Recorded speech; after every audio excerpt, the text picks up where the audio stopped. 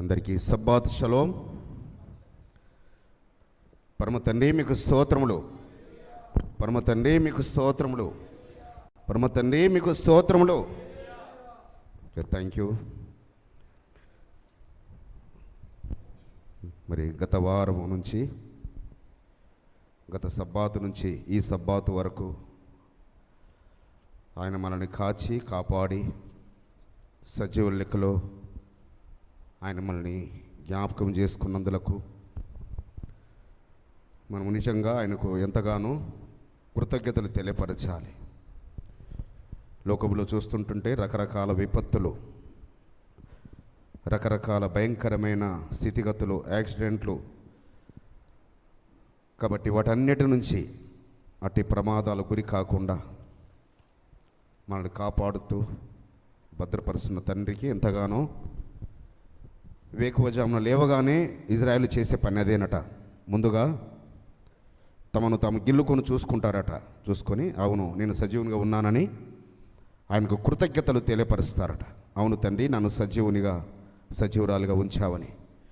అదేవిధంగా మనము కూడా మరి ఆయనకు కృతజ్ఞత అర్పణలు అర్పించాలి. అయితే మనము నెల పొడుపు నుంచి మరి ఇంతవరకు ఆత్మఫలాల విషయంలో 2 మెసేజ్లు చూసుకున్నాము. నెలపడుపు నాడు 3 ఆత్మఫలాల గురించి ధ్యానించుకున్నాము. అదేవిధంగా గత సబ్బాతు మరి ఒక 3 ఆత్మఫలాల గురించి ధ్యానించుకున్నాము. ఈ దిన మన మిగిలిన 3 ఆత్మఫలాలు నేను ముందు నుంచి కూడా మీకు చెప్తూ వస్తున్నాను. ఈ 9 ఆత్మఫలాలు మనము ఫలిస్తే బహుమానంగా ఏం పొందుకుంటాం? మనము బహుమానముగా అంటే ఇది మనకు ఎగ్జాము మనకు వచ్చేది, అది మార్క్స్. ఇది మనము శ్రమ పడడము మనకు వచ్చేది, అది బహుమానము. ఎవరు కానీ బహుమానం గురించే కదా ఏది మనం క్విజ్ పెట్టుకున్నా, క్విజ్ దేని గురించి కష్టపడతారు? బహుమానం పొందుకోవాలని. అదేవిధంగా మనము ఈ భూమి మీద మరి బహుమానం పొందుకున్నట్లుగా, ఎవరి చేత బహుమానము? పరలోకపు తండ్రి చేత బహుమానం పొందుకున్నట్లుగా మనము మరి ఈ ఆత్మఫలాలు, ఈ 9 ఆత్మఫలాలు ఫలించే వారముగా మనము ఉండాలని, ఆ యొక్క 9 కృపావరాలు ఎవరైనా చెప్పగలుగుతారా? 9 కృపావరాలు, 9 ఆత్మఫలాల గురించి కాదు, ఆత్మవరాల గురించి, కృపావరాల గురించి నేను అడుగుతున్నాను. 9 కృపావరాలు మరి 1 కొరింథీ 12వ అధ్యాయంలో ఉంటుంది. సో నేను చెప్తాను, మీరు ఎవరు చెప్పడానికి మరి సిద్ధంగా లేరు. గిఫ్ట్ లూజ్ అయ్యారు, మరి బహుమానం పొందుకోవడం ఈరోజు లూజ్ అయ్యారు. సో అందుకే మెలకుగా ఉండాలి. ఎల్లప్పుడూ మెలకుగా ఉంటే బహుమానం పొందుకుంటాం. బుద్ధివాక్యము, జ్ఞానవాక్యము, విశ్వాసము. ఇంకో వర్షన్స్లో అక్కడ విశ్వాసం అని కాకుండా నమ్మకము అని ఉంది. నమ్మకము లేక ఇంగ్లీష్లో బిలీఫ్ అని ఉంది. 4వది స్వస్థపరచు వరము, 5వది అద్భుతాలు చేయి శక్తి, 6వది ప్రవచన వరము, 7వది ఆత్మల వివేచన, 8 భాషలు మాట్లాడే శక్తి, 9వది భాషల అర్థము. ఈ 9 మనం పొందుకొనున్నట్లుగా మరి 9 ఆత్మఫలాల గురించి మనం ప్రయాసపడాలి. ఇది మన క్విజ్. మన క్విజ్ ఏంటి? 9 ఆత్మఫలాలు. మనం పొందుకునేది బహుమానము, ఆత్మవరాలు లేదా వాటినే కృపావరాలు అంటారు. మరి ఈ దినమున మనము చూసుకునే ముందు మైకు సుసన్న చెల్లెమ్మకి ఇవ్వండి. మెసేజ్ విషయం తను ప్రార్థన చేస్తారు. గలతీ పత్రిక 5వ అధ్యాయము 22వ వచనంలో మరొకసారి నేను చదువుతాను. అయితే ఆత్మఫలం ఏమనగా ప్రేమ, సంతోషము, సమాధానము, దీర్ఘశాంతము, దయాళుత్వము, మంచితనము, విశ్వాసము, సాత్వికము, ఆశా నిగ్రహము. మరి ఈరోజు మనం చూసుకునే 3 విషయాలు విశ్వాసము, సాత్వికము, ఆశా నిగ్రహము. దీనితో 9 ఆత్మఫలాలు మనకు ముగించబడతాయి. మరి ధ్యానపూర్వకంగా షావతు పండుగ వరకు మనము ఆ కృపావారాలు పొందుకున్నట్లుగా, ఆత్మచేత అభిషేకించబడినట్లుగా మనము ఆయన కొరకు ఎదురు చూద్దాము, ఆశపడదాం. ప్రార్థన.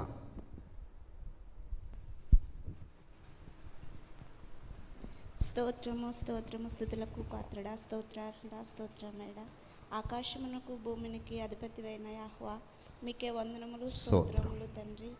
గడిచిన కాలం అంతయు మమ్మల్ని ఆరోగ్యవంతులుగా ఉంచి ఇప్పటి వరకు తండ్రి ఈ సన్నిధిలో మమ్మల్ని సజీవుల లెక్కలో ఉంచినందుకు మీకే వందనములు స్తోత్రములు. స్తుతులకు పాత్రుడా, స్తోత్రార్హుడా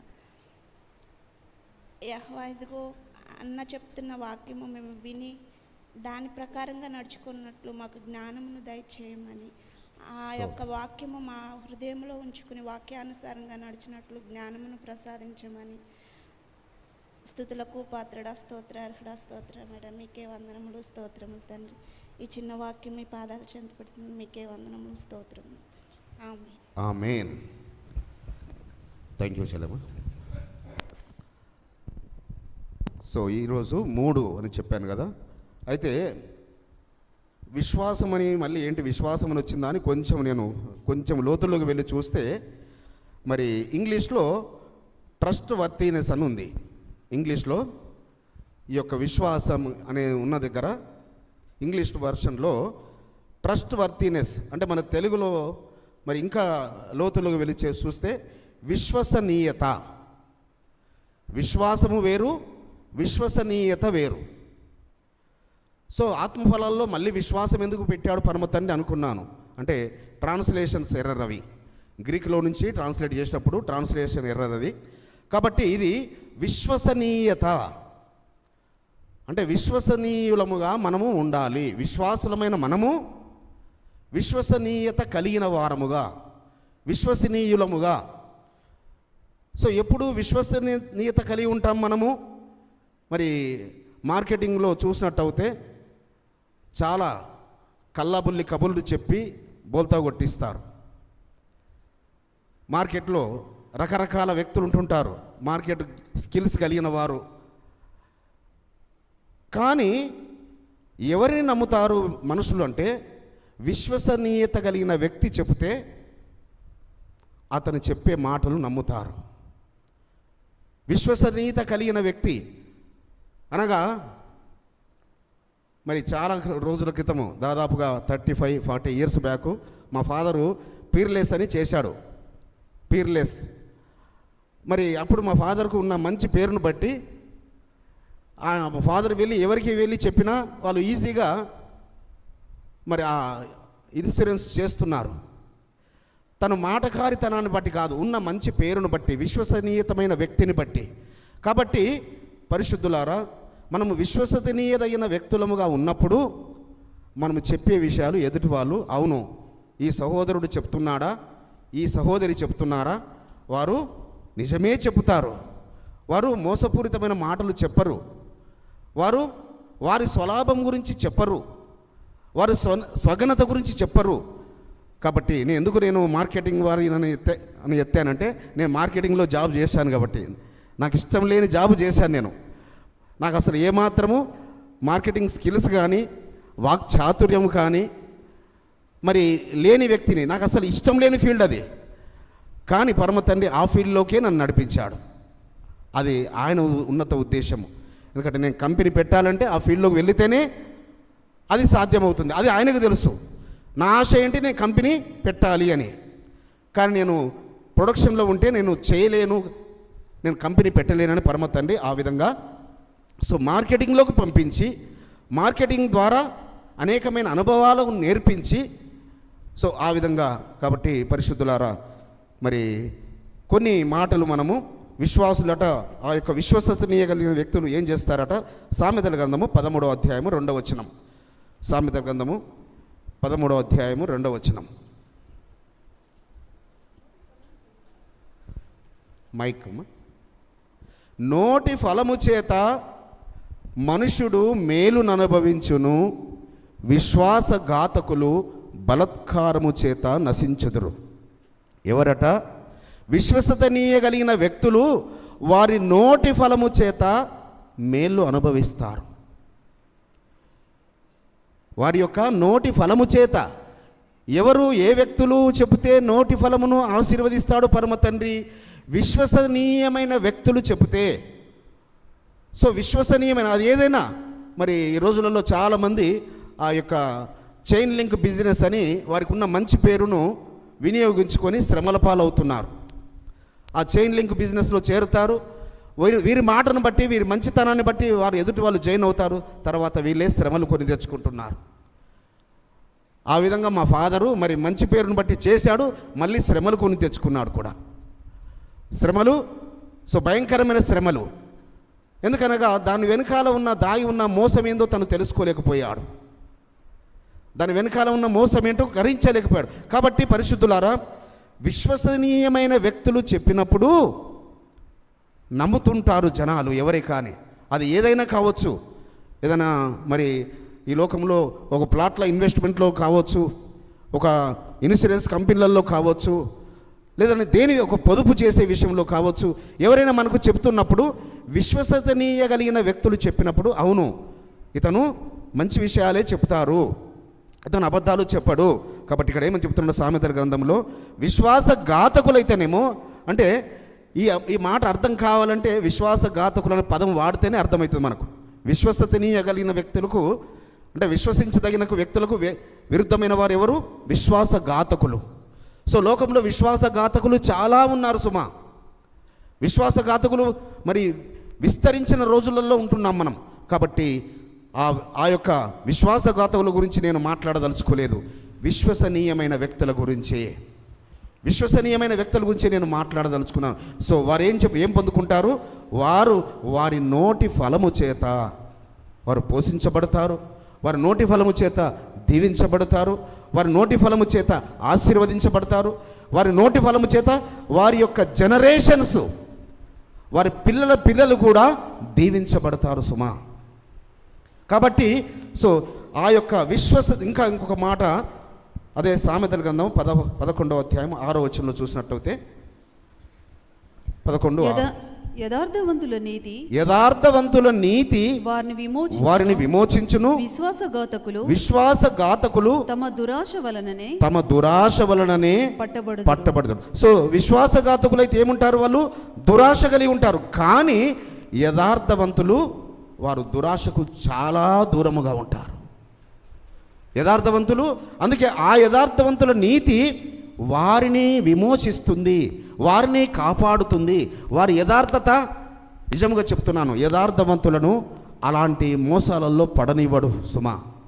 అలాంటి మోసకృత్యాలతో మీ వద్దకు ఎవరో రావచ్చు.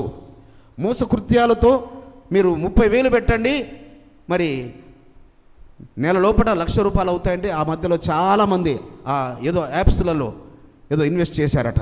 30,000 పెడితే 1 మంత్లో 1,00,000. అది ఆలోచించాలి కదా, వివేచన జ్ఞానం ఉండాలి కదా. మరి యాప్లో ఇలా టైప్ చేస్తారు, 30,000 అకౌంట్లో నుంచి ఎగిరిపోతున్నాయి, నాకు 1,00,000 వస్తుంది అనుకుంటున్నారు. సో ఆ 30,000 కష్టపడి ఆ డబ్బు కడితే తెలుస్తుంది వాళ్ళకు. ఆ హార్డ్ అండ్ మనీ క్యాష్ తీసుకెళ్ళి సో ఈజీగా సంపాదిస్తున్నారు, ఈజీగా పోగొట్టుకుంటున్నారు. కానీ మరి దురాశపరులు, అలాంటి విశ్వాసఘాతకుల మాటలు మనము నమ్మకూడదు. వారు దేన్ని బట్టి వారు పట్టబడతారట?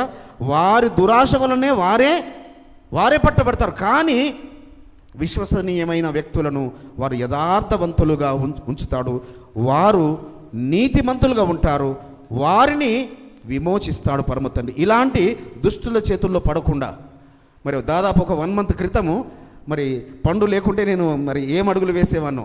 మరి బాంబే నుంచి కాల్ చేశారు. సో మేము ఇక్కడ పోలీసు నుంచి మాట్లాడుతున్నాము, మీ నంబర్ కొద్ది సమయంలో అది బ్లాక్ అయిపోతున్నాయి, మీ 2 నంబర్లు అని చెప్పేసరికి కదా, మొబైల్ నంబరు మరి బ్లాక్ అవుతుందంటే మనకు వేరే ఏదైనా పర్వాలేదు కానీ, అంటే నమ్మించే విధంగా చివరికి మరి పక్కకు పండు ఉన్నది కాబట్టి మరి ఆ రోజు ఆ మోసంలో పడకుండా. అయితే నేను అనుకుంటున్నాను, వాళ్ళు ఓటీపీ అడిగితే మాత్రం నేను చెప్పను అనేది మాత్రం తీర్మానించుకుంటున్నాను. కానీ సో మోసంలో పడకుండా పరమ తండ్రి ఆ యొక్క విశ్వాసఘాతకుల చేతులు పడకుండా, ఆ దుర్మార్గుల చేతులు పడకుండా మరి విశ్వాస్యత కలిగిన వారిని కాపాడుచుంటాడు పరిశుద్ధులారా. అది ఏ మోసమైనా కావచ్చు, ఏ మోస కృత్యంలోనైనా కావచ్చు, మనల్ని పడకుండా ఆయన కాపాడేవాడు. 25వ అధ్యాయం, అదే సామెతల గ్రంథము 25వ అధ్యాయము 19వ వచనం. అలాంటి అలాంటి విశ్వాసత కలిగిన వారికి ఆయన ఏమి వాగ్దానం ఇస్తున్నాడో చూద్దాం. ఒక మాట, శ్రమకాలములో విశ్వాసఘాతకుని ఆశ్రయించుట విరిగిన పళ్ళతోనూ వసిలిన కీలు వసిలిన కాలుతోనూ సమానము. సమానము. కాబట్టి విశ్వాసఘాతకులున్నట మనం ఎప్పుడట మన శ్రమల కాలంలో వారిని ఆశ్రయించకూడదు, మన ఇబ్బందుల కాలంలో వారిని ఆశ్రయించకూడదు, మన ఇరుకులలో వారిని సో ఎవరిని మనకు శ్రమలు వచ్చినప్పుడు ఎవరిని ఆశ్రయిస్తే నీ గుట్టును చక్కగా దాచిపెడతారో, నీ గుట్టును వాళ్ళ జీవితకాలం అంతా కాపాడుతారో, లేక నీకు శ్రేష్టమైన ఆలోచనలు చెప్తారో, నీకు శ్రేష్టమైన సలహాలు చెప్తారో అలాంటి విశ్వాసత కలిగిన వ్యక్తులకే చెప్పాలి. కొందరు కుటుంబాలు వారు చెప్పుకుంటారు, తర్వాత మళ్ళీ లబోదీపం మొత్తుకుంటుంటారు. అయ్యో నేను చెప్పాను ఈ పలానా వ్యక్తికి, నేను పొరపాటున నా బుద్ధి తక్కువై చెప్పాను, కానీ అది నా కుటుంబాన్ని బయట వేసే విధముగా వారు ప్రవర్తిస్తారని నేను ఊహించలేదు అంటుంటారు. కాబట్టి పరిశుద్ధులారా, మీ కుటుంబం యొక్క గుట్టును, మీ యొక్క భార్య యొక్క గుట్టు భర్త కానీ, భర్త యొక్క గుట్టు భార్య కానీ, భార్య భర్తలు పిల్లల గుట్టును కానీ మీరు ఎవరికి చెప్తున్నారో, ఎవరికి తెలియపరుస్తున్నారో, మరి ముఖ్యంగా స్నేహితురాండ్రు సో బ్లైండ్గా నమ్ముతుంటారు. స్నేహితులు బ్లైండ్గా నా స్నేహితుడు నా ప్రాణ స్నేహితుడు అంటుంటారు. నీ ప్రాణాన్ని తీసే స్నేహితుడు అతను, నీ ప్రాణ స్నేహితుడు కాదు. నీ ప్రాణ స్నేహితుడు అనుకుంటుంటావు నువ్వు. నేను అబ్బాయిల గురించి చెప్తున్నాను. అబ్బాయిలకు ప్రాణ స్నేహితులు ఉండడం తప్పని నేను అనడం లేదు. అమ్మాయిలు ప్రాణ స్నేహితులు ఉండడం తప్పు కాదు. కానీ ప్రాణ స్నేహితునిగా ఎవరినో కొత్తగా పరిచయమైన వ్యక్తిని భావించి, సో నా తల్లిదండ్రులైనా నాకు మోసం చేస్తారు, నా తోబుట్టులైనా నాకు మోసం చేస్తారు, నా ఆత్మీయులైనా నాకు మోసం చేస్తారు, కానీ నేను విశ్వసించిన ఈ వ్యక్తి మాత్రం నాకు మోసం చేయడం అనుకుంటున్నారు. అమ్మాయిలు చాలామంది మోసపోతున్నారు, అబ్బాయిలు చాలామంది మోసపోతున్నారు. అలాంటి విశ్వాసఘాతకులున్న రోజులలో ఉన్నాము పరిశుద్ధులారా.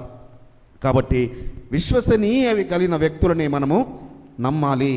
అందుకే తిమోతి పత్రికలో ఒక మాట రాస్తుంటాడు. తిమోతికి రాసిన పత్రిక అపోస్తలుడైన పౌలు గారు 4వ అధ్యాయము 11-12 వచనాలు. తిమోతి గారికి అపోస్తలుడైన పౌలు గారు రాసిన పత్రిక 4వ అధ్యాయము 11-12 వచనాలు. నీ యవ్వన కాలమును బట్టి ఎవడును నిన్ను తృణీకరింపనీయకుము కానీ మాటలోను ప్రవర్తనలోను ప్రేమలోను విశ్వాస్యతలోను, ఇక్కడ కూడా విశ్వాస్యతలోను పవిత్రతలోను విశ్వాసులకు మాదిరిగా ఉండుము. ఓ యవ్వనస్తుడైన తిమోతి అని నిజముగా ఎంత బెస్ట్ కౌన్సిలర్ అంటే అపోస్తలుడైన పౌలు గారు. కుటుంబంలో ఒక చక్కని కౌన్సిలర్ ఎవరన్నా ఉన్నారు అంటే ఈ శ్రేష్టమైన గ్రంథంలో అపోస్తలుడైన పౌలు గారు అనే చెప్తాను నేను. ఈ శ్రేష్టమైన గ్రంథంలో ఎంత ఉన్నతంగా ఎంత చక్కగా చెప్తాడంటే, భార్యలకు ఎంత జాగ్రత్తగా చెప్తాడు, భర్తలకు ఎంత జాగ్రత్తగా చెప్తాడు, పిల్లలకు ఎంత జాగ్రత్తగా చెప్తాడు, తల్లిదండ్రులకు ఎంత జాగ్రత్తగా చెప్తాడు. ఇక్కడ యవ్వనస్తులకు చెప్తున్నాడు, ఓ యవ్వనస్తుడా, ఓ తిమోతి, నీవు ఈ సంగతులు వారికి ఆజ్ఞాపించి బోధించుము. నీ యవ్వనమును బట్టి ఎవడు నిన్ను తృణీకరింపనీయకుము. నీ యవ్వనాన్ని బట్టి ఆయన నామానికి మహిమ రావాలి తప్ప, ఓ యవ్వనుడవైన తిమోతి, నీ యవ్వనాన్ని బట్టి పరలోకపు తండ్రికి ఘనత రావాలి తప్ప, నీ యవ్వనంలోని నీ పరిశుద్ధతను బట్టి ఆయన నామానికి కీర్తి ఘనత వస్తే నీకు బ్లెస్సింగ్స్ ఎవ్వరూ ఆపరు. పరిశుద్ధులారా, బిడ్డలారా, నేను చెప్తున్నది మాటికి చెప్తున్నది. సో ఏ విషయంలో ఉన్నట నీ యవ్వనాన్ని బట్టి ఎందుకనగా యవ్వనస్తులు ఏ విషయంలో మాట తప్పుతుంటారు, ఏ విషయంలో పొరపాటు చేస్తుంటారు? మాటలోను. నీ మాట ఏ విధంగా ఉంటుంది, నీ మాట ఏ విధంగా పలుకుతున్నావు, నీ మాటను బట్టి మరి ఫలానా కుటుంబంలో మరి యవ్వనస్తులు ఈ విధంగా మాట్లాడతారు, యవ్వనస్తులు తల్లిదండ్రుల మీద ఈ విధంగా మాట్లాడతారు, వారి తోబుట్టుల మీద ఈ విధంగా మాట్లాడతారని మరి సాక్ష్యము పరలోకముకు వెళ్ళిందనుకో, దూతలు చెప్పారనుకో, నీ పక్షమున నీకు ఎక్కడ ఆశీర్వాదాలు వస్తాయి. కాబట్టి నీ మాటలోను నీ ప్రవర్తన, నీ బిహేవియర్, నీ ప్రవర్తన ఏ విధంగా ఉందో జాగ్రత్తగా చూసుకో ఓ తిమోతి. అదేవిధంగా ప్రేమలోను, నువ్వు ప్రేమించుటలో కూడా నీ యవ్వనాన్ని బట్టి, అంటే యవ్వనులు ఏంటంటే మరి ప్రేమించే విషయంలో వారు మరి ఎందుకు ఆ ఉడుకు రక్తము ఏమంటారు, ఆ ఉడుకు రక్తము ఒక పాట రాశాడు ఒక ఆయన, ఉడుకు రక్తమని కొడుక ఉరుకులు వేస్తుందని మరి జానపద గేయం రాశాడు ఆయన. సో ఉడుకు రక్తము ఉరకలు వేస్తుంటుంటుంది, ఎక్కడికో పరిగెత్తి. మరి తల్లిదండ్రులు అంటే ప్రేమ ఉండదు, సో అన్నదమ్ములంటే ప్రేమ ఉండదు, అక్క చెల్లెలంటే ప్రేమ ఉండదు, ఎవరంటే ప్రేమ ఉండదు. కాబట్టి ఓ యవనస్తుడైన తిమోతి, నువ్వు ప్రేమ విషయంలోనూ విశ్వాస్యత విషయంలో సో నువ్వు సంఘానికి నువ్వు కాపరిగా ఉన్నావు. సో నువ్వు సంఘానికి కాపరిగా ఉన్నావు తిమోతి. నీవు ఏ విధంగా ఉండాలి? విశ్వసనీయమైన వ్యక్తిగా ఉండాలి. నువ్వు బోధిస్తుంటుంటే అవును ఎంత చక్కటి మాటలు ఉపదేశిస్తున్నాడు అని అనుకోవాలి. ఆయన చేసేదొకటి, ఆయన చెప్పేదొకటి. అంటే ఎవరు వింటారా? అది మధురమైన మాటగా ఉండదు, అది దుర్గంధపూరితమైన మాటగా వెలువడుతుంటుంది. మనము చేసేవారంగా లేకపోతే ఎంత మంచి మాటలు, మాధుర్యమైన మాటలు చెప్పినా నీ ఎదుట అనకపోవచ్చు, వారు హృదయంలో అనుకుంటారు పరిశుద్ధులారా.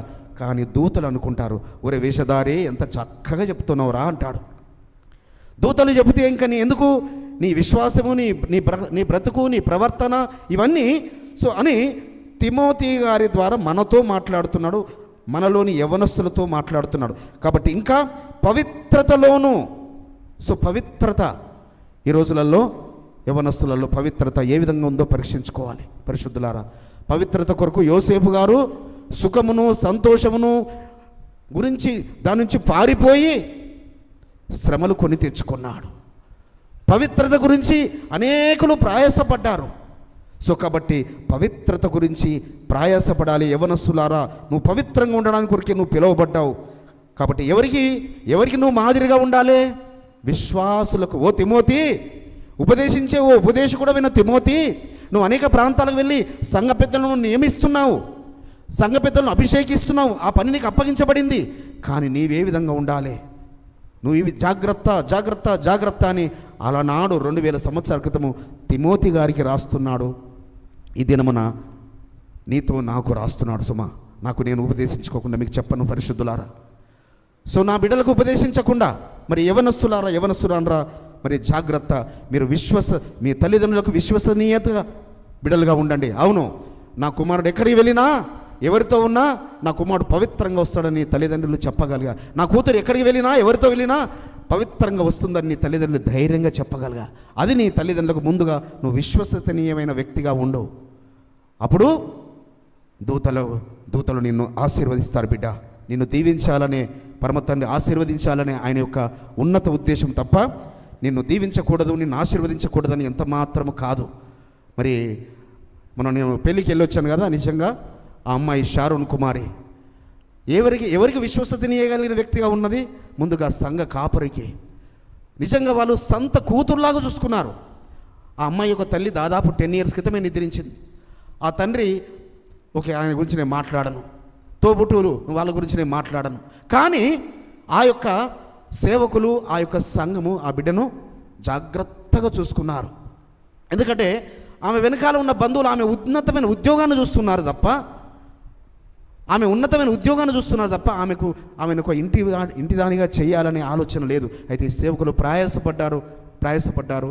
మరి పరలోకపు తండ్రి మరి మొన్న శాంతరాజు గారు మెసేజ్ చెప్తూ మెడ మీద మేకను పెట్టుకునేట ఊరంతా తిరిగి వచ్చాడట. మన దగ్గర ఏమంటాము, చంకలో పిల్లని పెట్టుకొని ఊరంతా తిరిగామంటారు. అక్కడనట మెడ మీద మేక పెట్టుకొని సతీష్ పాల్ గారు ఊరంతా తిరిగి వచ్చారట. కానీ ఎక్కడెక్కడో తిరిగారు, కానీ ఆ మెడ మీద మేక వారి పక్కకే, ఆ యొక్క మందిరానికి దగ్గరలోనే, వారి దూరపు బంధువులలోనే ఆ అబ్బాయి నీతిని సత్యమును తెలుసుకొని, ఈ అమ్మాయి పెట్టుకున్న ప్రమాణమికం ఏంటి? ఏ అబ్బాయి అయితే సత్యమును అనుసరిస్తాడో అతనే నా భర్త, అతను ఉద్యోగం గురించి చూడను, అతను అందము చూడను అని మరి బిడ్డను పరమతను గొప్పగా దీవించి మంచి ఉన్నతమైన కుటుంబంలో ఇచ్చాడు. కాబట్టి ఆ యొక్క వివాహంలో జతపరచబడ్డ బిడ్డలు దీవించబడాలని. ఎందుకనగా ఆమె విశ్వసనీయగలిగిన పరలోకపు తండ్రికి విశ్వసనీయ ఏమని చెప్తున్నారంటే, వాళ్ళ తల్లి యొక్క భక్తి ఎలాంటిదో, వాళ్ళ తల్లి ఎలాంటి నీతితో సేమ్ ఆమె అడుగుజాడల్లో నడిచిన కుమార్తె అన్నాడు. అందరు అక్కడ చెప్తున్న సాక్ష్యము. తల్లి యొక్క మరి ఆ నీతిమంతురాలు త్వరగా తను యాత్ర ముగించింది. అయితే మరి ఆ నీతిమంతురాల యొక్క కుమార్తెను పరమ తండ్రి దీవించాడని నేను నమ్ముచున్నాడు. ఆ కుటుంబము దీవించబడునుగాక. ఆమేన్. సో సాత్వికం గురించి కొన్ని విషయాలు మనం చూసుకుందాము. రెండవ విషయము సాత్వికము. సో సాత్వికులు అంటే అందరు ఈజీగా చెప్తారు. ఒకసారి ఎవరో మెసేజ్ చెప్తూ మన మందిరంలో, మీకు ఎవరికి గుర్తుందా? ఎవరు సాత్వికుడు అని అంటే ఏమని చెప్పారు? ఎవరికైనా గుర్తుందా? దయాకర్ బ్రదర్ అని చెప్పారు. మెసేజ్ చెప్తే ఎవరో ఇలా అంటే భూమి మీద ఉన్న మిక్కిలి సాత్వికుడు ఎవరు? మోషే గారని మనందరికీ తెలుసు. సో ఇది ఎవరి చేత గుర్తింపు పొందుకున్నాడు? పరలోకపు తండ్రి చేత. అదేవిధంగా ఈ చిన్న మంద చేత, యథార్థంగా చెప్తున్నా, వేరే ఎవరు నేను ఆయన పొగడాల్సిన అవసరం నాకు లేదు. నిజంగా కూడా సాత్వికుడు అంటే ఇంకొక మారు పేరు. సో కాబట్టి దయాకర్ యవ్వనస్తులారా, మీకు ముందున్న మీకు యవ్వనస్తుని ఆయనను పోలి నడుచుకోండి, ఆయన పోలి నడుచుకోండి. తిమోతిని పోలి నడుచుకోమని అలనాడు అపోస్తలుడు పౌలు గారు చెప్తున్నారు. ఈరోజు నేను మీ ఎదుట కనబడుతున్న యవ్వనస్తుని పోలి మీరు నడుచుకోండి పరిశుద్ధులారా. సంఖ్యాకాండంలో మరి ఇందాక మనం చదువుకున్నాం కదా, ఆ మాట అందుకే చదివించాను. సంఖ్యాకాండము 12వ అధ్యాయంలో పరలోకపు తండ్రి అంటున్నాడు ఏమని? మోషే భూమి మీదనున్న వారందరిలో సాత్వికుడు అని. 3వ వచనం 12:3. యెహోవా ఆ మాట వినెను, మోషే భూమి మీదనున్న వారందరిలో మిక్కిలి సాత్వికుడు. అయితే ఇక్కడ నేను కొద్దిగా ధ్యానిస్తూ వచ్చినప్పుడు జన్మతానే సాత్వికుడా మోషే గారు అంటే? కాదు. మోషే గారు జన్మతా సాత్వికుడు కాదు సుమా. సాత్వికుడైతే చిన్న విషయానికి యవ్వనస్తుని చంపుతాడా? చంపి కోపంతో చంపేసి మరి శ్రమలు తెచ్చుకున్నాడు, వెళ్ళాడు. మరి దాదాపుగా ఎన్ని సంవత్సరాలు? 60 సంవత్సరాల పైన. 60 సంవత్సరాలలో ఆయన ఉన్నతంగా పరలోకపు తండ్రి ఆయనకు ట్రైనింగ్ ఇప్పించాడు. 40 సంవత్సరాలు ఒక రాజ్యము పైన పరిపాలన, ఒక 10 సంవత్సరాలు జైలు జీవితము. ఏంటి 10 సంవత్సరాలు అంటే తనను సాత్వికునిగా మలచడానికి వరకు పరమ తండ్రి ఎన్నుకున్న మార్గము. తనను సాత్వికునిగా చేయడానికి కొరకు ఆయనకు శ్రమలు, ఆయనకు శోధనలు, బాధలు, ఒక 10 సంవత్సరాల చెరసాల జీవితము. సో ఆ చెరసాల జీవితము ద్వారా తనని సాత్వికునిగా మలుచుకొని ఆ యొక్క అగ్నిపొదలో దర్శించి మరి ఆ యొక్క సిప్పోరమ్మతో పెళ్లి చేయించి మరి నడిపించాడు ఇజ్రాయిల్ను నడిపించడానికి కొరకు. అయితే నడిపించినప్పుడు సో ఇజ్రాయిల్ నడిపించడానికి మోషే గారు వస్తున్నప్పుడు ఒంటరిగా వచ్చాడా, భార్య పిల్లలతో వచ్చాడా? ఒంటరిగా వచ్చాడన్న వాళ్ళు చేతులు ఎత్తండి. మోషే గారు వచ్చినప్పుడు ఒంటరిగా వచ్చాడన్న వాళ్ళు చేతులు ఎత్తండి. భార్య పిల్లలతో వచ్చాడన్న వారి చేతులు ఎత్తండి. సో ఎవరు ఎత్తడం లేదు, కానీ ఒంటరిగా రాలేదు సుమా. చాలామంది ఇదే అనుకుంటారు, ఒంటరిగా వచ్చాడని. ఒంటరిగా రాలేదు ఆయన, భార్య పిల్లలతో వచ్చాడు. ఇది నేను ధ్యానిస్తున్నప్పుడు, ఈ ఉదయకాలంలో ధ్యానిస్తున్నప్పుడు నాకు ఆశ్చర్యం వేసింది. ఏంటి, ఎందుకు ఇలా చేశాడు పరమతన్ అంటే నాకు తెలుసు, తెలియదని కాదు, తెలుసు. కానీ ఎందుకు అలా ఒంటరిగా ఆయన నడిపి మరి భార్య బిడ్డలతో వచ్చిన ఆయనను మళ్ళీ ఎందుకు ఒంటరి చేసి ఆ భార్య పిల్లలను వెనుక పంపించాడు? భార్య పిల్లలతో బయలుదేరాడు, కానీ ఒక ఘనమైన కార్యము జరిపించడానికి వరకు భార్య పిల్లలతో నడిపించాడు. తర్వాత ఆ కార్యం ఆయన నెరవేర్చుకున్న తర్వాత మళ్ళీ భార్య కుమారులను ఇద్దరిని మళ్ళీ వాళ్ళ మామ యొద్దకు పంపుతాడు. ఆ యొక్క ఐగుప్తు దేశంలో శ్రమల కాలంలో వారు లేరక్కడ. సో చూడండి, నిర్గమకాండము మీరేదో నేనేదో కొత్త విషయం చెప్తున్నా అనుకుంటున్నారు. 4వ అధ్యాయము, నిర్గమకాండం 4వ అధ్యాయం 22, 23 వచనాలు. 4వ అధ్యాయం అంటే మీకు తెలుసు కదా, ఇంకా ఎక్కడ ఆయన ఐగుప్తుకు వెళుతున్న సమయంలో 22, 23 వచనాలు. అప్పుడు నీవు ఫరోతో ఇజ్రాయేలు నా కుమారుడు నా జ్యేష్ఠపుత్రుడు నన్ను సేవించినట్లు నా కుమారుని పోనిమ్మని నీకు ఆజ్ఞాపించుచున్నాను. వాని పంపనొల్లని ఎడల ఇదిగో నేను నీ కుమారుణ్ణి నీ జ్యేష్ఠపుత్రుని చంపెదనని యెహోవా సెలవిచ్చున్నాడని. అయ్యా మోషే గారు, నువ్వు వెళ్ళి ఫరోతో చెప్పు, మమ్మలను ఇజ్రాయిల్లను మా సంతానమును ఆయన పిల్లలను మరి అరణ్యంలోకి మమ్మల్ని పంపించు అని అడుగుతూ నువ్వేమనాలంటే, నువ్వు ఒకవేళ పంపనొల్లకుంటే నీ యొక్క జ్యేష్ఠులను చంపుతాను అని చెప్పు అని చెప్తున్నాడు. సో ఈ విషయమై పంపిస్తున్నాడు. తర్వాత వచనం చూడండి 24, 25. అతడు పోవు మార్గమున సత్రములో యెహోవా అతన్ని ఎదుర్కొని అతన్ని చంపచూడగా. ఎవరిని చంపచూశాడు? సంహారదూత మోషే గారిని చంపడం ఏంటి? ఇంకా సిప్పోరా వాడిగల రాయి తీసుకొని తన కుమారునికి సున్నతి చేసి అతని పాదముల యొద్ద అది పడవేసి నిజముగా నీవు నా రక్త సంబంధమైన పెనిమిటి వైతివని అంతటా ఆయన అతన్ని విడిచెను. ఎవరిని చంపడానికి చూశాడు? నువ్వు జ్యేష్ఠులను చంపబోతున్నానని చెప్పడానికి వెళుతున్నావు, కానీ నీ జ్యేష్ఠ కుమారుని ఎడల నువ్వు చేయాల్సిన కార్యము చేయలేదు. నీ జ్యేష్ఠ కుమారునికి నువ్వు సున్నతి జరిగించాల్సింది జరిగించలేదు. నువ్వు వెళ్ళి వాళ్ళకి చెప్తావా, నాయనా నిన్నే చంపుతాను అని సమ్మార్దుతో వచ్చారికల్లా చూడండి మనోనేత్రములు తెరవబడినాయి. సిప్పోరమ్మకు 10 సంవత్సరాలు చెరసాల్లో ఉండి బోధించాడు ధర్మశాస్త్రమును. చాలా ప్రేమించింది సిప్పోరమ్మ మోషే గారిని. ప్రేమించే పెళ్లి చేసుకుంది, ఇష్టపడే పెళ్లి చేసుకుంది. కానీ ఆయన చెప్పిన ధర్మశాస్త్రంగా ఆమె విధేయురాలవలే. పెద్ద కుమారునికి సున్నతి జరిగించలే, కానీ రెండో కుమారునికి జరిపించారు. అప్పటికల్లా ఆమె కొంచెం జ్ఞానోదయం అయిందన్నట్టు. కానీ పెద్ద కుమారుని ఎడల ఆమె లోబడలే. అప్పుడు ఏం చేశాడు పరలోకపు తండ్రి? మోషేను ఆ జ్యేష్ఠ కుమారుని ఇద్దరిని చంపాలని చూశాడు. అప్పుడు సిప్పోరమ్మ ఆ వాడిగల రాయి తీసుకుందంటే పరిశుద్ధులారా, ఇక్కడ నేను ధ్యానించినప్పుడు సిప్పోరమ్మకు జ్ఞానోదయం కలుగజేశాడు.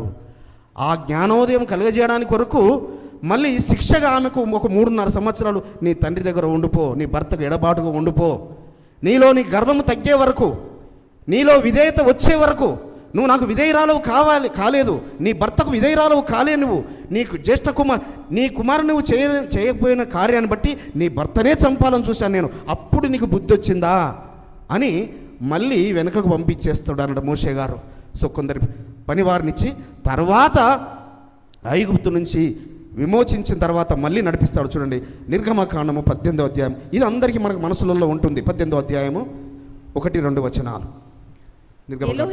ఎలోహిం మోషేకును తన ప్రజలైన ఇజ్రాయేలునకును చేసినదంతయు యెహోవా ఇజ్రాయేలును ఐగుప్తు నుండి వెలుపలికి రప్పించిన సంగతియు మిద్యాను యాజకుడును మోషే మామయునైన యిత్రో వినినప్పుడు మోషే మామయ్యైన ఆ యిత్రో తన యొద్దకు పంపబడిన మోషే భార్య అయిన సిప్పోరాను ఆమె ఇద్దరు కుమారులను తోడుకొని వచ్చాను. ఎక్కడ? సీనాయి పర్వతం దగ్గరికి. మళ్ళీ సీనాయి పర్వతం యొద్ద ధర్మశాస్త్రం ఇవ్వడానికి మునుపు మోషే గారు సీనాయి పర్వతం ఎక్కిపోవడానికి ముందే వారు తన కుమారులను మరి తన కూతుర్ను, తన మనవన్లను, తన కూతుర్ను తీసుకొని ఎవరు వచ్చారు? ఇత్రో గారు వచ్చారు. సో ఇక్కడ అనగా ఈ 3.5 సంవత్సరాలు ఆమెకు ఒక శోధన కాలము, ఆమెకు ఒక వేదన కాలము సిప్పోరాకు. ఎందుకు? తన భర్త మాటకు లోబడకపోయినందుకు, ఒక సాత్వికుణ్ణి నమ్మకపోయినందుకు, సాత్వికుణ్ణి ఇబ్బంది పెట్టినందుకు, సాత్వికుణ్ణి శ్రమ పెట్టినందుకు. సో కాబట్టి ఒక శ్రమకాలము రప్పించాడు, ఆమెను సరిచేశాడు మళ్ళీ. అయితే ఇక్కడ వీరు అరణ్యంలో వచ్చింది ఈమె ఎవరు? సిప్పోరమ్మ. ఇక వీళ్ళేంది? అహరోను మిరియాములు ఏమనుకుంటున్నారు? ఈమె ఎక్కడి నుంచో వచ్చింది, ఏంటి నల్లటావిడ? మరి వారు ఆ ప్రాంతం వారు నల్లగా ఉండేవారట. ఏంటి నల్లటావిడ? ఈవిడ వచ్చింది ఏంది? ఈవిడ మా తమ్ముడికి నాయకురాలు అవ్వడం ఏంటి అని వాళ్ళు సనియారట. అందును బట్టి ఆ యొక్క భయంకరమైన కుష్టు వ్యాధి మిరియాముకు రావడము. మోషే నా ఇల్లంతటిలో నమ్మకస్తుడు. మీరు మోషే భార్యను బట్టి మీరు ఎలా సనియారు? ఆయన చేత నేను అనవసరం పని చేయించుకుంటానా?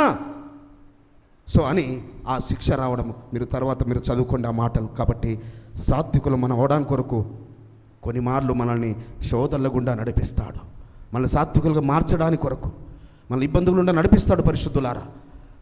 సో కాబట్టి మనము ఆ విధంగా సాత్వికత్వాన్ని మనము కలిగి ఉన్నప్పుడు దాన్ని ఏమంటారు ఇంగ్లీష్లో జెంటిల్నెస్ అంటారు. సో సాత్వికం కలిగినప్పుడు మనము ఆ యొక్క అంటే ఆ శ్రమల గుండా ఎలాంటి మరి విరిగి నలిగిన హృదయం గుండా తీసుకెళ్ళాడు సిప్పోరమ్మను. విరిగి నలిగిన హృదయం గుండా తీసుకెళ్ళాడు. సో శ్రమల గుండా తీసుకెళ్ళాడు, బాధల గుండా తీసుకెళ్ళాడు, ఇబ్బందుల గుండా తీసుకెళ్ళాడు. సో అంతకాలం చాలా చక్కగా ఉంది భర్తతో.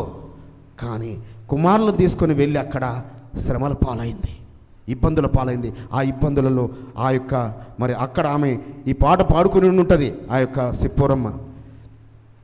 పగిలిన హృదయముతో పాడినా,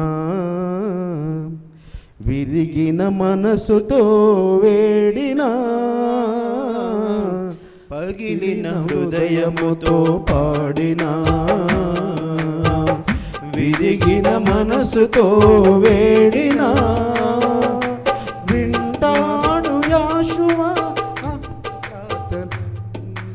వింటాడు యాషువా ఆ ప్రార్థన, గైకొంటాడు నీ సమర్పణ. పగిలిన హృదయముతో పాడినా, విరిగిన మనసుతో వేడినా, పగిలిన హృదయముతో పాడినా, విరిగిన మనసుతో వేడినా, వింటాడు యాషువా ఆ ప్రార్థన, గైకొంటాడు నీ సమర్పణ.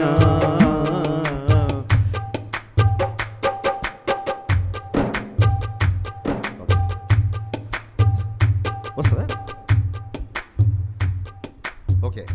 సో ఇది మరి మహబూబ్నగర్ రామారావు గారు వాడితేనే బాగుంటుంది. మేము ప్రయత్నం చేశాం కానీ ఓకే. పరమ తండ్రి మీకు స్తోత్రములు. కాబట్టి పగిలిన హృదయముతో మనము ప్రాడినప్పుడు, విరిగిన మనసుతో మనము ప్రార్థించినప్పుడు ఆయన వింటాడు. పరిశుద్ధులారా, మళ్ళీ అయ్యా నన్ను సాత్వికునిగా మార్చు, నన్ను సాత్వికురాలుగా మార్చు. అవును నాయన, నాలో తెలియని అహమ్ము నన్ను వెంటాడుతుంది, నాలో తెలియని నన్ను మరి ఆ యొక్క అపవాది నన్ను చెరపడుతున్నాడయ్యా అని మనము సాత్వికులం అవ్వడానికి కొరకు ప్రయాసపడదాము. అప్పుడు పరమ తండ్రి తన యొక్క కృపావరముల చేత మనల్ని దీవిస్తాడు. ఇక చివరిగా ఆశా నిగ్రహం గురించి కొన్ని మాటలు చూసుకుందాము. ఆశా నిగ్రహం అనగా సెల్ఫ్ కంట్రోల్. చాలామందికి సెల్ఫ్ కంట్రోల్ ఉండదు, అవునా కదా? చాలామందికి సెల్ఫ్ కంట్రోల్ ఉండదు. ఆశా నిగ్రహం అంటే అనేకులకు చెబుతారు కానీ వారు చేసే వరకు వచ్చేసరికల్లా వారికి సెల్ఫ్ కంట్రోల్ తప్పుతుంటుంటారు. సో కాబట్టి సెల్ఫ్ కంట్రోల్ గురించి కొన్ని మాటలు మనము అయితే ఒక విచిత్రమైన సందర్భాన్ని నేను తీసుకోదలుచుకున్నాను. ఒక విచిత్రమైన సందర్భాన్ని అపోస్తలుల, ఇది విచిత్రమైన సందర్భం ఎందుకు అంటున్నా అంటే చూడండి, అపోస్తలుల కార్యము 24వ అధ్యాయము 24వ వచనం, 24-25 వచనం. అపోస్తలుల కార్యములు 24వ అధ్యాయము.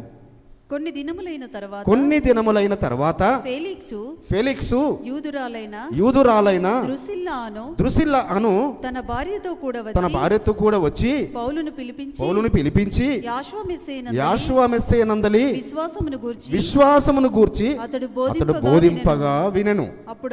అప్పుడు అయితే ఇక్కడ ఒక యూదురాలైన ద్రుసిల్లా అనే మరి భార్య కలిగిన ఎవరు ఇతను? ఫెలిక్స్ అనే మరి రోమా అధికారి ఇతను. ఈ రోమా అధికారి యూదురాలను పెళ్లి చేసుకున్నాడు. అయితే ఆ భార్యను బట్టి, భార్యను ఏదో సంతోషపరచడానికి కొరకు, భార్య ఎదుట నటించడానికి కొరకు, భార్య ఎదుట మరి ఏదో మంచివాడు అనిపించుకోవడానికి కొరకు ఆ చెరసాల్లో ఉన్న, ఆ చెరలో ఉన్న అపోస్తలుడైన సౌలు గారిని పిలిపించుకొని మనం వాక్యం విందాము. ఎందుకంటే ఆమె ఆ వాక్యం ముందు ఆసక్తి కలిగిన ఆ యొక్క భార్య అన్నట్టు. అలాంటి మరి పరిశుద్ధురాలైన భార్యను కలిగిన ఆ పురుషుడు మరి తను పిలిపించుకున్నాడు. చూడండి తర్వాత. అప్పుడు అతడు ఎవరు మరి సౌలు గారికి ఏం తెలుసు పాపము, ఈయన నిజంగా పిలిపించుకున్నాడుగా వాక్యం చెప్పడానికి కొరకు అని ఈయన వెళ్ళాడు. వెళ్ళి ఏం చెప్తున్నాడు?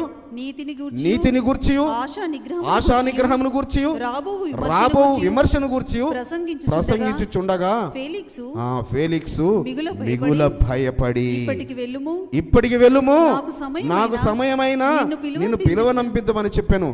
3 విషయాలు చెప్పాడో లేదో అపోస్తలుడైన పౌలు గారు. అయ్యా ఏంటి? నీతిని గురించి చెప్పాడట.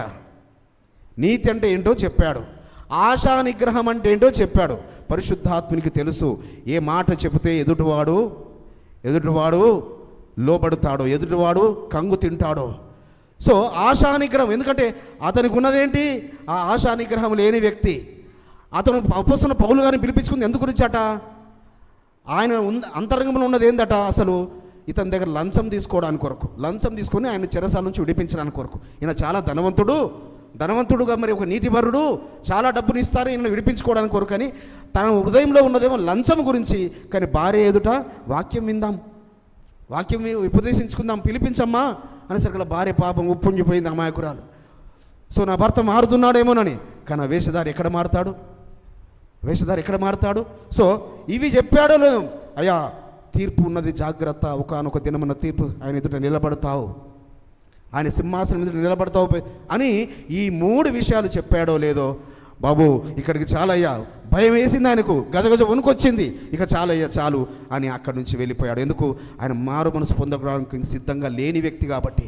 సిద్ధపడిన వ్యక్తి అయితే కొర్నేలిలాగా వినేవాడు, కొర్నేలి ఇంటి వారిలాగా వినేవాడు వాక్యాన్ని. కాబట్టి పరిశుద్ధులారా, ఆశా నిగ్రహమును మనము ఏ విధంగా కలిగి ఉన్నాము అంటే ఈ ఎందుకు చెప్పినది ఇది విచిత్ర సంఘటన అంటే, అతను ఉన్నది ఉద్దేశం వేరు, కానీ ఆశా నిగ్రహం గురించి చెప్తే ఎక్కడ ఎక్కుతుంది వారికి? ఆశా నిగ్రహం గురించి చెప్తే ఎవరికి చెప్పారు? వారికి చెప్పాలి ఆశా నిగ్రహం గురించి. కాబట్టి అవును నాయన, ఇది నా గురించి చెప్తున్నావు, ఇది నా గురించే తండ్రి, ఈ దినమ నాతోనే మాట్లాడుతున్నావు, నాలో ఆశా నిగ్రహం ఉన్నదా, నిజంగా నాకు సెల్ఫ్ కంట్రోల్ ఉన్నదా అని మనం పరీక్షించుకుందాం పరిశుద్ధులారా. అప్పుడు మనము ఆత్మవరాల చేత మనము నింపబడతాము, ఆత్మవరాల చేత నింపబడతాము. సో ఒక మాట కొరింథీ పత్రికలో, మొదటి కొరింథీ పత్రిక 8వ అధ్యాయము 13వ వచనములో, మొదటి కొరింథీ రాష్ట్ర పత్రిక 8వ అధ్యాయము. కాబట్టి భోజన పదార్థం వలన నా సహోదరునికి అభ్యంతరము కలిగిన ఎడల నా సహోదరునికి అభ్యంతరము కలగజేయకుండుటకై నేనెన్నటికీ మాంసము తినను. ఎందుకంటే చాలామంది సెల్ఫ్ కంట్రోల్ లూజ్ అయ్యేది ఎక్కడ? భోజన పదార్థాల దగ్గర, తినే ఆహార పదార్థాల దగ్గర. కాబట్టి మనకు సెల్ఫ్ కంట్రోల్ ఎక్కడ ఉండాలట? భోజన పదార్థాల దగ్గర మనకు సెల్ఫ్ కంట్రోల్ ఉండాలి. దానియేలు, అనన్య, అజర్య, మిషాయేలు ఎన్ని సంవత్సరాలు? 1 నెల కాదు, 2 నెలలు కాదు, 3 సంవత్సరాలు. వారు మంచి మాంసాహారులు, రాజవంశంలో పుట్టినవారు, రాజకుటుంబికులు. సో వారు మంచి మాంసాహారులైన వారు, వారి ఎదుట రాజభోజన బల్ల మీద ఎలా ఉంటాయి ఆహార పదార్థాలు? రకరకాల డిష్లు ఉంటాయి. ఆ నాన్ వెజ్లే 50 రకాల డిష్లు ఉండేటివి కావచ్చు. సో ఇవన్నిటినీ చూసి ఆశను నిగ్రహం చేసుకొని వారి మధ్యలో వారు ఎదగాలి అంటే, బ్రతకాలంటే ఎంత కష్టం పరిశుద్ధులారా, ఎంత కష్టం చెప్పండి. కాబట్టి వారు ఆశా నిగ్రహము కలిగి వారు బ్రతికారు. అగ్ని లాంటి శ్రమల నుంచి, అగ్నిగుండం నుంచి విడిపించబడ్డారు, ఉన్నత శ్రమలు ఎక్కారు.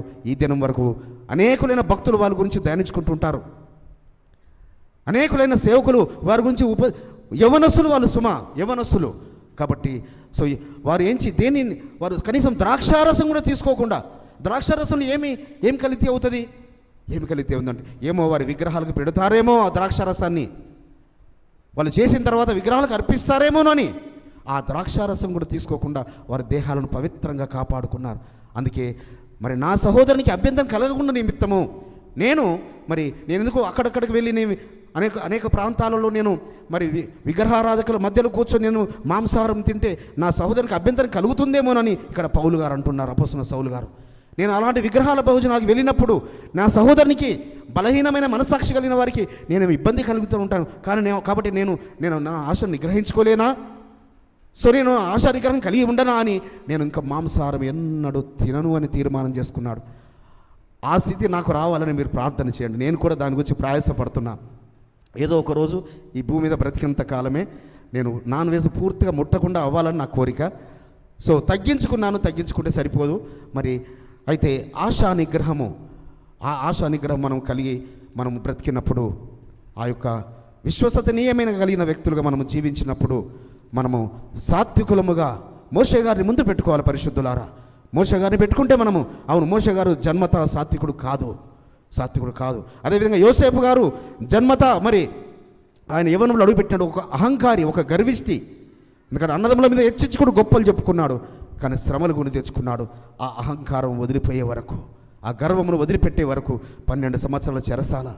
కాబట్టి యోగ్యునిగా మలచడం దాని వెనకాల ఆశీర్వాదం దాగి ఉన్నది, అది వేరే విషయము. కానీ ఒక్కొక్కరిని ఒక శ్రమ రప్పిస్తున్నాడంటే పరలోకపు తండ్రి అనవసరంగా రప్పించాడు. నిన్ను యోగ్యురాలుగా మార్చడానికే సుమా, నేను ఒక సాత్వికమైన వ్యక్తిగా తీర్చిదిద్దడానికే, నిన్ను ఒక విశ్వసనీయమైన వ్యక్తిగా నిన్ను మార్చడానికి కొరికే. కాబట్టి ఆ యొక్క 9 ఆత్మఫలాలు మనం ఫలించి ఆ యొక్క కృపావరములు మనం పొందుకునే దిశగా పరమతండ్రి మనల్ని నడిపించును గాక. పరమతండ్రి ఈ మాటలు ఆశీర్వదించును గాక. ఆమేన్.